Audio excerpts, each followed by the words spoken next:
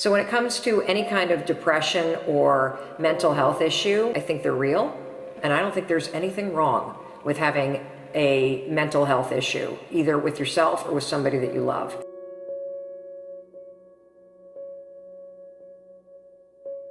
If you have depression, if you have anxiety, if you have post-traumatic stress disorder, if you have any kind of mental health condition, it's nothing to be ashamed of, and it's nothing to hide, and it's something to hit head on with. There's one thing that if you did every single day, no joke, it would make an extraordinary difference in whatever mental health issue you're struggling with, and that is exercise.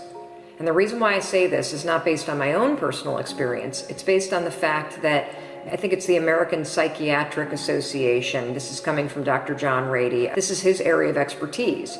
And one of the things that they now mandate as a diagnosis for anybody with depression or anxiety, or any mental illness, frankly, is you've got to exercise every day. And the reason you've got to exercise every day is because what we know about human beings is that when you physically move, your physiology changes, and that changes your brain. Getting your heart rate up, getting outside, breathing, feeling connected, getting out of your house, which may make you feel depressed and trapped. Doing that every day, that physical push. You don't have to run. You don't have to go to an aerobic class. Get outside with your dog in the woods. Walk with a good friend for 2 or 3 miles. Doing that every single day not only moves your body, which changes your mind, it gets you out of your physical environment, which is one of the things that people with depression tend to have a hard time doing. And it also creates a bit of momentum and a bit of a routine in your life. You take on just that single thing. Get outside and exercise every single day as if your life depends upon it, because you know what? It does. Your brain needs it, your body needs it, your mental health needs it. What if your time in the darkness of your wilderness, away from the world, was the season of your greatest growth? What if those times were actually being productive in a different way, where you're actually producing not in the world, but producing within yourself, producing strength, producing new insights, producing new ideas, producing new capabilities, producing new energies, producing new emotions, shifting from fear to love? Because when you go through difficult times, what do you really do if you feel your fear and your pain? You release it. It's out of your system. And you grow in love and bravery and strength. What does that do to your craft? What does that do to your power? What does that do to your bravery? What does that do to the light that you bring into the world? You become this incredible force that is undefeatable.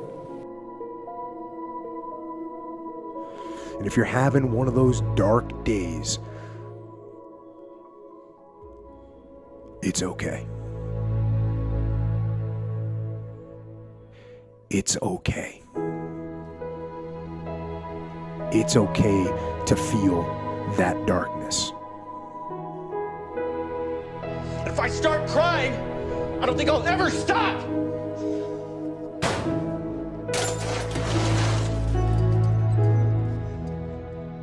If you're going through a divorce right now, if you're going through a financial problem right now, if you're going through an illness right now, if you are going through any form of crisis right now, I know you might not even want to get out of bed in the morning. It might be that bad. Please remember this: crisis comes to serve the person who wants to use it as fuel. And you have a choice. You can be a victim and you can let it break you, or you can actually ask yourself, how can I use this time in darkness, which will not last, because you know this, dark times never last. The real question is, how can I leverage the pain? How can I leverage the darkness? How can I leverage the heartbreak so it grows me, so it makes me stronger, so it makes me wiser, so it allows me to tap into the greatest of virtues of humanity? Pain is always there because life is freaking painful, okay? But suffering is a choice. And if you've got in your mind that you think that people don't understand, that's okay. They don't. But you do. You know darkness. You know evil. But more important than that, you know good. You know light. And you know laughter and love better than anyone. I remember the past and I learn from it. I rejoice and celebrate in the present, and I reimagine the future. If you are victimized by your thoughts, you're victimized by your past. I use memories, but I do not allow memories to use me. The first thing is to recognize that what's happening is not a punishment, that it's actually an opportunity.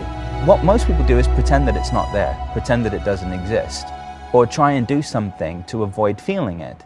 Please trust that it is leading you to something greater, and know that.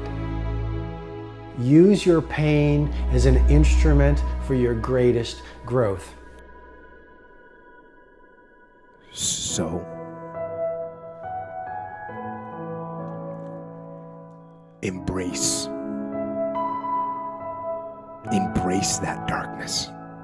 And in those moments then, when you can actually just embrace it and accept it, 5 years from now and 10 years from now, when you look back on it, you'll see it as a pivotal moment in your development. Own it. Don't look away from it. Don't bury it in booze or in pills. Live your life. Embrace your life. With physical activity and with nature and with jujitsu and with sun and with laughter and guitar and good memories and creativity and discipline. Discipline yourself so you can free yourself and move forward into the future. Because you know, as you're going through a difficult time right now, I promise you, I assure you, the clouds will lift. Right? There is sunlight above the clouds. You're just looking at the clouds right now. And they will lift, and crisis has come to teach you the big lesson you're meant to learn to move to your next level in the next chapter of your greatest life. There is an invisible hand at play, whether you feel it or not. And maybe I am the servant of information to remind you in this moment right now, what you're experiencing doesn't feel good, but it is good. Please remember that you are built to shine. Great things are coming your way. You are not average. The darkness will pass. World class is coming, and you are meant to fly. In life, you will run across disappointments. You sure will. You'll run across things that happen in your life that are so wrong. But I have a little saying. In the end, everything will be okay. And if it's not okay, it's not the end. I want you to close your eyes, please.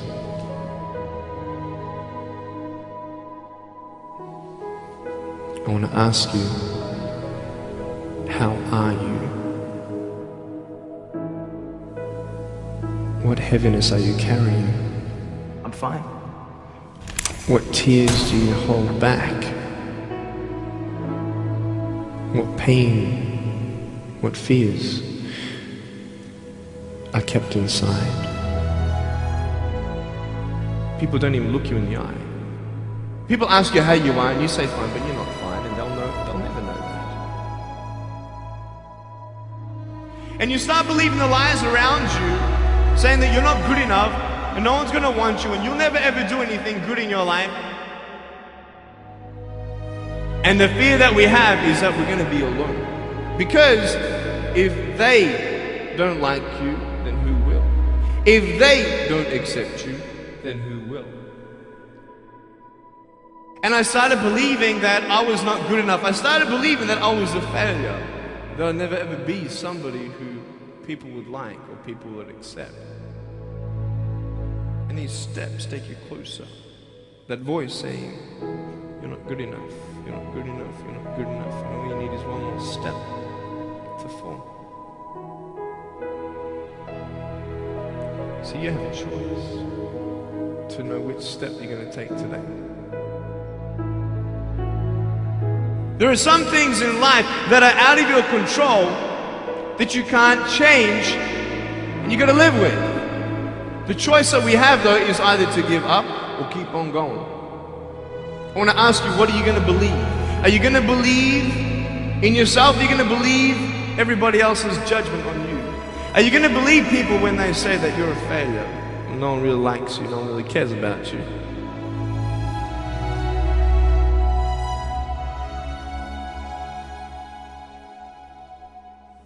You don't have to hold on to those fears. You just take one step at a time. Not to say that one day these fears are just going to completely disappear, but can you forgive those who've hurt you? Because that's when healing starts. Every time someone puts you down, will you make a decision to bring somebody else up? Picture yourself in an open area. There's no buildings and there's no shelter, and there's a storm above you. And this storm represents the situations in your life. And you don't tell anybody what you're going through because first of all, they wouldn't understand. And second of all, they can't even help you anyway. You're in this storm and you're down on your knees and you're cold and you're weak and you feel like this is the end. Are you not still here? You are still here. You don't have to do this alone. But hold on to that person who you think might help you. And imagine them right now saying that they can't stop the storm right now, but they will hold you and keep you warm until the storm passes. Because when they hold you, the storm's still there, but it's okay. Because they're with you all the way.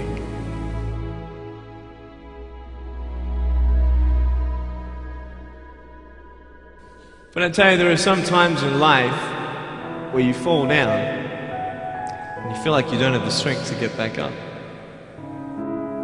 Give up or get up. When you fail, try again. And it's not the end until you've given up. And just the fact that you're here should persuade you that you have another chance to get back up. There's still hope.